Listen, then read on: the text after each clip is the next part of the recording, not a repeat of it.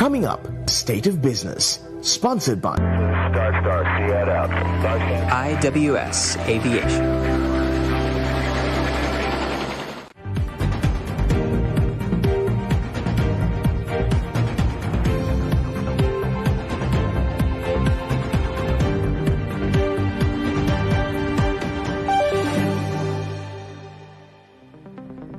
Good evening and welcome to State of Business on our television.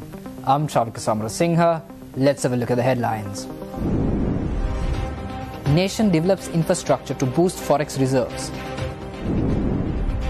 Government moves to digitize investment information.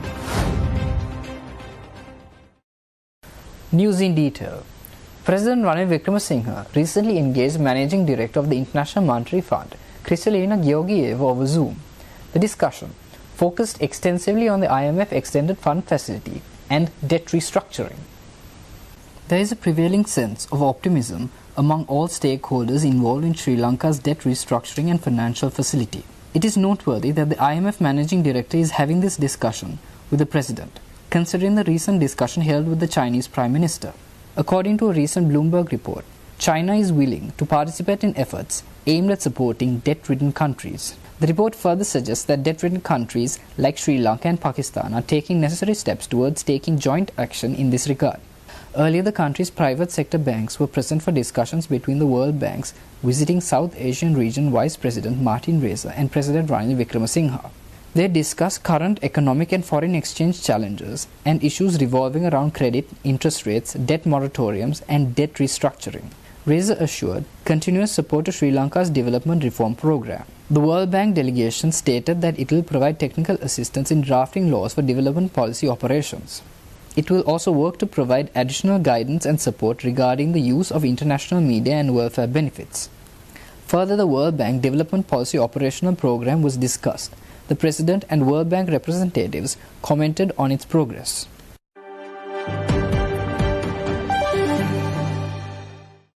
President Ranil Wickremesinghe has announced that a foundation is presently being established to advance Sri Lanka's economy to a global level. It is intended to achieve this over the next 5 years by implementing green economic policies. The President made this statement while attending the opening of Walter Auto Tech Engineering Private Limited in Minneria. Walter Auto Tech Engineering Private Limited facilitates the purchase of assembled tractors, electric motorcycles and three-wheelers. This comes as a solution to the current fuel crisis in the country, when there is a need for electric motorcycles and three-wheelers. At present, Walter Auto Tech Engineering Private Limited has established a collaborative production partnership with India and has reported receiving orders from countries such as Vietnam. Additionally, a representative from the local farmers' organization presented a souvenir to the President marking the occasion. Ada Volta සමාගමට මින්නේරියේ පැමිණිලා මේ දක්ෂකම් බලන්ට මට අවස්ථාව ලැබීම ගැන මම සතුටු වෙනවා. උත්සාහයෙන් මේ ව්‍යාපාරය ආරම්භ කරලා තියෙනවා. ඒ ව්‍යාපාරයේ පිළිමද තියෙන ප්‍රශ්නත් මෙතනදී මතුවුණා.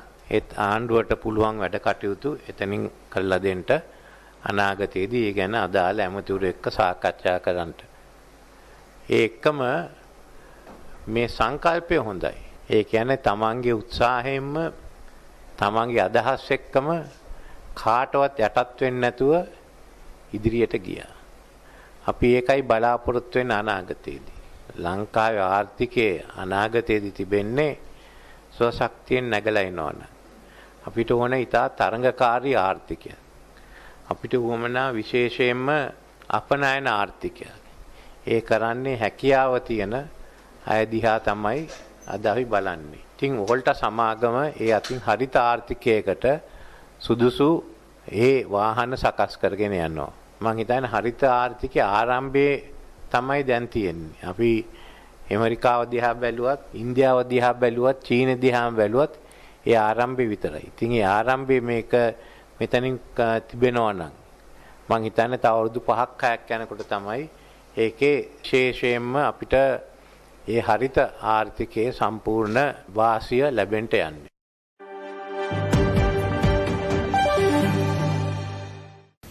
President Ranil Wickremesinghe has given instructions to digitize investment information to make it easily and quickly accessible to interested parties. The purpose of this move is to encourage and promote investment opportunities in Sri Lanka allowing investors to identify new investment prospects with ease.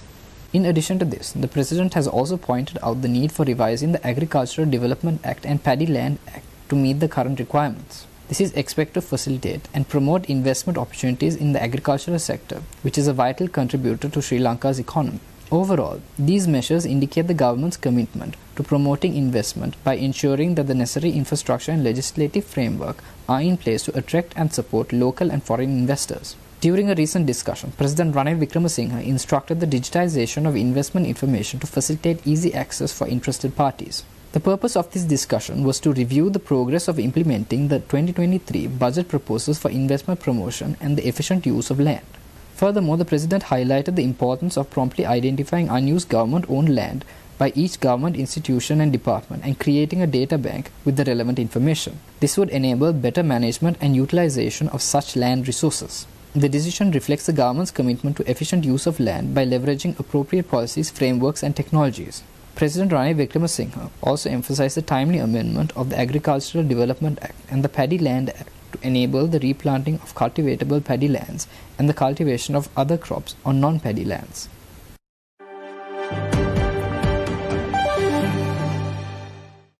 Stay tuned. We will return after this commercial break.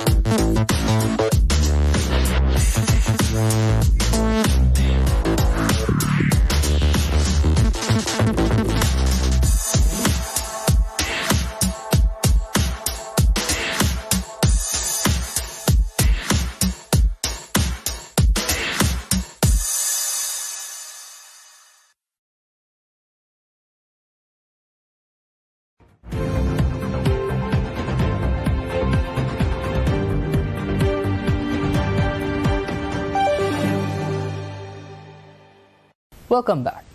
President Ranil Wickremesinghe directed the Minister of Power and Energy and officials to revive the Trincomalee oil tank farm. The intention is to swiftly incorporate it into the country's economy.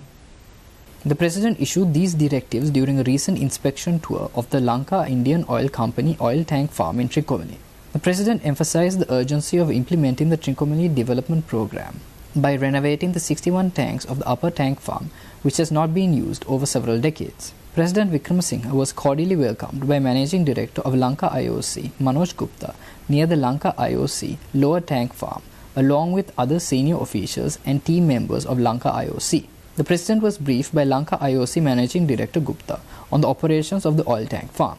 In addition, the President visited the lubricating oil blending plant belonging to the Indian Oil Company, which has an annual capacity of 18,000 kiloliters and fulfills the country's lubricating oil needs. During the visit, the delegation also inspected the first locally developed grease manufacturing plant, which was built and launched by Lanka IOC. With a capacity of 3,000 metric tons per annum, it can meet the island's demand for grease, thereby saving foreign exchange spent on grease imports.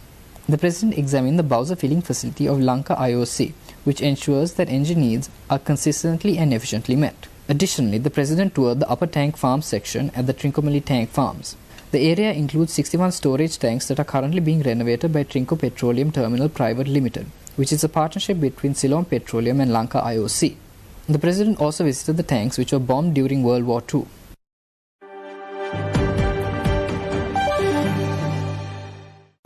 Palm Oil Industry Association of Sri Lanka says that if permission is given to replant palm oil cultivations, the palm oil import bill can be reduced with exports in the future. The nation spends around $60 million on palm oil annually. The association's members maintain that by increasing local palm oil production, it can subsidize the use of coconut oil, which can be exported in value-added form to earn more foreign exchange. They point out that Indonesia and Philippines are some of the highest palm oil exporting countries, and India, knowing its financial viability, has launched an aggressive campaign to grow palm oil. In terms of economics, oil palm is the most economically viable crop in Sri Lanka, with the highest return on investment per hectare when compared to other crops. The current annual edible oil requirement in Sri Lanka is 264 metric tons.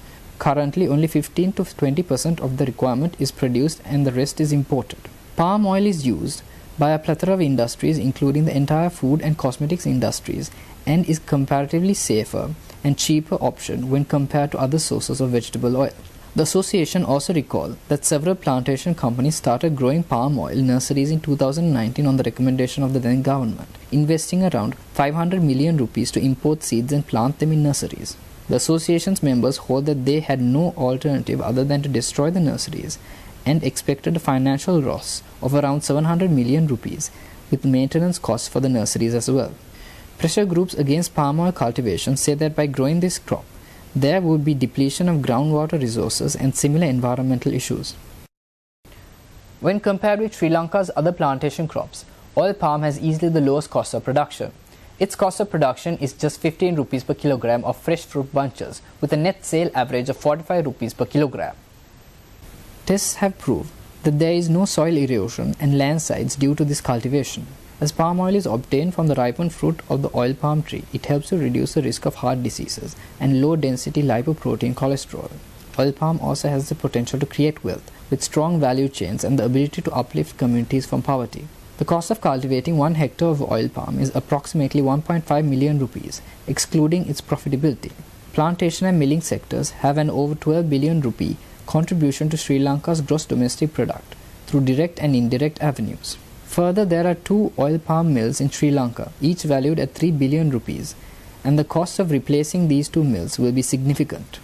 The palm oil industry generates a high level of income for the workers employed, positively contributing to the microeconomic development of the communities involved. In total, Sri Lanka imported 230,000 metric tons of oils and fats in 2017 at a cost of 29 billion rupees for consumption as well as for industrial and other purposes. Locally produced palm oil can therefore play a significant role in import substitution.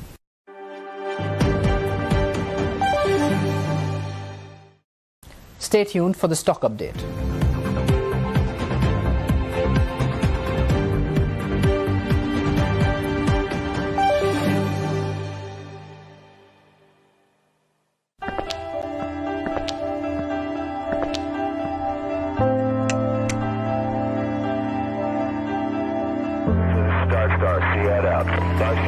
IWS Aviation.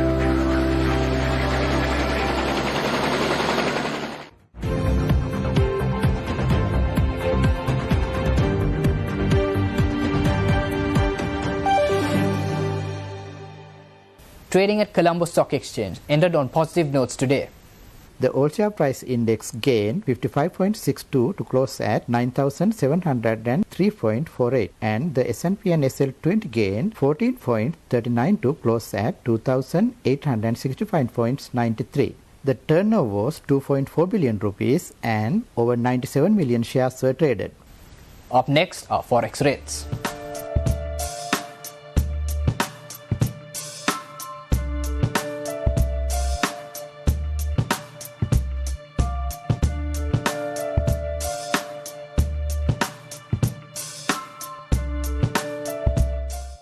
That's all our news for today.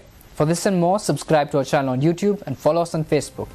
Take care and good night.